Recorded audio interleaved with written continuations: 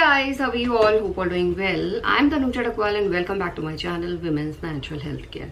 So guys, आज की video में मैं आपको बताने वाली हूँ कैसे आप egg cell and sperm cell के मिलने के चांसेस को बढ़ा सकते हैं। क्योंकि गाइज जब एग सेल और स्पर्म सेल मिलेंगे तभी जाके आपका एग फर्टिलाइज होगा और एग फर्टिलाइज होकर पहुंचेगा यूट्रस पे और वहाँ पे इम्प्लांट होगा और उसी के बाद से आपको प्रेगनेंसी कंसीव होती है और उसी के बाद से आपको प्रेगनेंसी के लक्षण भी दिखना शुरू हो जाते हैं। बट जो पहला स्टेप है वो है ओव्यूलेशन का होना और ओव्यूलेशन के दौरान एग सेल और स्पर्म सेल का मिलना। तो कैसे आप जानें कि कब आपका ओव्यूलेशन हो रहा है और ओव्यूलेशन के दौरान कैसे आप 101% श्योर हों कि एग सेल और स्पर्म सेल मिल जाएं, ये आज के वीडियो में आपको बताने वाली हूँ। तो गाइज उसके लिए आपको अपनी बॉडी को नोटिस करना बहुत ज़्यादा ज़रूरी है क्योंकि आपकी बॉडी में जैसे ही आपका पीरियड ब्लीडिंग खत्म होता है तो उसके बाद हार्मोन काम करना शुरू कर देते हैं।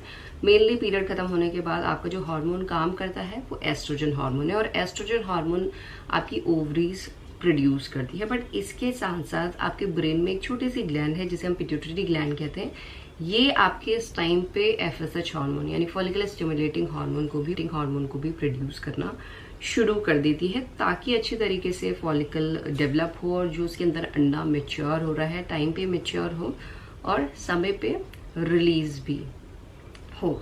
तो ओव्यूलेशन के दौरान अगर अंडा रिलीज हो रहा है ये आप अपने बॉडी के लक्षणों के थ्रू भी जान सकते हैं। अगर नहीं पता चल रहा है आप फॉलिकुलर स्टडी करा सकते हैं या जो ओव्यूलेशन की किट मिलती है उसके थ्रू भी आप पता कर सकते हैं कि कब आपका ओव्यूलेशन हो रहा है। अगर आपका ओव्यूलेशन हो रहा है तो आपको उस दौरान कांटेक्ट में रहना बहुत ज़्यादा ज़रूरी है।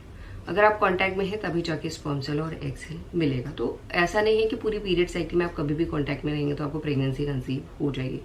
कुछ महिलाओं के केसेस में पीरियड खत्म होने के बाद ही आपको प्रेगनेंसी कंसीव हो जाती है अगर आपकी छोटी पीरियड साइकिल है। बट हर किसी महिला की छोटी नहीं होती है।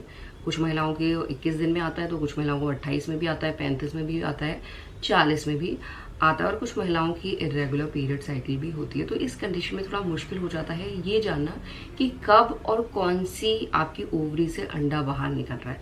तो उसके लिए बेस्ट तरीके हैं गाइस। सबसे पहले आपको अपने बेसल बॉडी टेम्परेचर को जानना ज़रूरी है क्योंकि जैसे जैसे आपकी बॉडी में हार्मोन काम करते हैं वैसे वैसे बेसल बॉडी टेम्परेचर में भी बदलाव आते हैं। तो किस तरीके के बदलाव आते हैं? सबसे पहले आपको पीरियड के पहले दिन से ही अपने बेसल बॉडी टेम्परेचर को नोट करना है और इसे नोट करने का बेस्ट टाइम होता है मॉर्निंग में। जैसे ही आप उठ रहे हैं डायरी में नोट कर लीजिए पीरियड के पहले दिन इतना टेम्परेचर है, दूसरे दिन इतना है, तभी आप जान पाएंगे। क्योंकि देखिए गाइस जब महिलाओं की बॉडी में हार्मोन का लेवल पीक पे होता है और हार्मोन का लेवल पीक पे तब होता है जब महिलाओं का ओव्यूलेशन हो रहा होता है। इस दौरान सारे हार्मोन पीक पे होते हैं और इस दौरान जब अंडा बाहर निकलता है तो महिलाओं का जो बेसल बॉडी टेम्परेचर होता है वो भी थोड़ा सा बढ़ जाता है, इंक्रीज हो जाता है, लाइक 0.5 to 1 डिग्री फ़ारेनहाइट।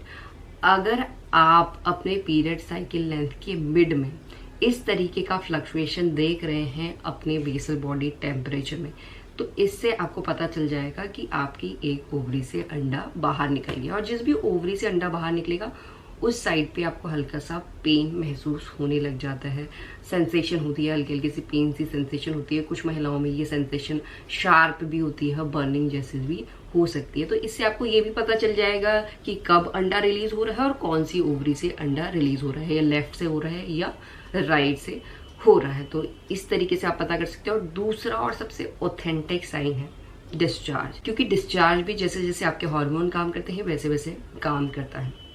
जैसे ही महिलाओं का ओव्यूलेशन होने वाला होता है वैसे ही महिलाओं का जो डिस्चार्ज है उसमें आप चेंजेस देख सकते हैं। अगर इस तरीके के चेंजेस आपको दिख रहे हैं तो आप समझ सकते हैं कि आपकी ओवरी से अंडा बाहर निकलने वाला है या निकल चुका है। क्योंकि महिलाओं को जो मिड साइकिल में है, देखिए मिड साइकिल में ही आपका ओव्यूलेशन हो रहा है।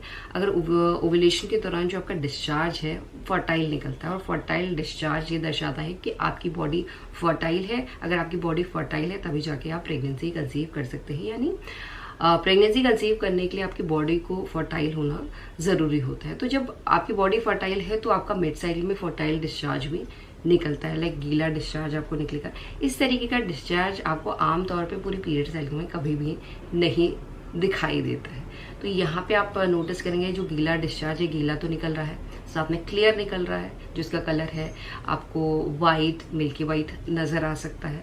और जो डिस्चार्ज है गाइस, ये चिपचिपा सा निकलता है। ये जो डिस्चार्ज है गीला चिपचिपा तो दिखाई देगा, और साथ में आप नोटिस करेंगे जो इसका कंसिस्टेंसी है वो और दिनों से थोड़ा आपका ज्यादा है मिड साइकिल में, और इस टाइम पे आपको पैंटी में हल्का हल्का सा गीले जैसी फीलिंग भी महसूस होती है। इस तरीके का डिस्चार्ज फर्टाइल तो माना जाता ही जाता है, साथ में इस तरीके के डिस्चार्ज में स्पर्म सेल को सरवाइव करना बहुत इजी हो जाता है। साथ में इस डिस्चार्ज से स्पर्म को सपोर्ट मिलता है, जिससे स्पर्म आसानी से एग सेल तक पहुंच के एग को फर्टिलाइज करता है। तो आपको यही 2 तरीके अपनाने हैं। अगर ये 2 तरीकों को आप अपनाते हैं तो आपका 101% लाइक पीरियड साइकिल लेंथ के 10वें दिन से लेकर 20वें दिन के बीच में अंडा फर्टिलाइज भी हो जाएगा, और आपको सफलतापूर्वक प्रेगनेंसी भी कंसीव हो सकती है। तो इसी तरीके से आप अपने प्रेगनेंसी कंसीव करने के चांसेस को बढ़ा सकते हैं, और इसी तरीके से आप एक्सेल एंड स्पर्म सेल मिलने के चांसेस को भी बढ़ा सकते हैं।